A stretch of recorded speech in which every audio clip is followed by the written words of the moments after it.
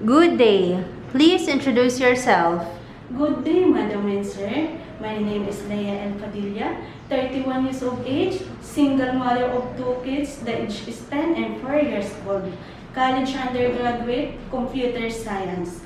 I had experience here in Philippines for 4 years with different employers. Finish contract. Tell me about your responsibilities in your previous job.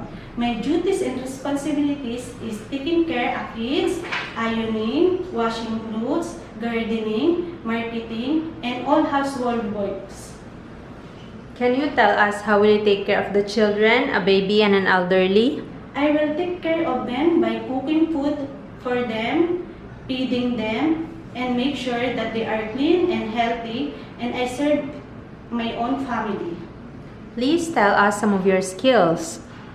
I can cook Filipino food, and I'm willing to learn more about for cooking. What are the traits necessary to be a good domestic helper? Madam and Sir, it is necessary to be hardworking person, honesty, God-fearing, multitasking.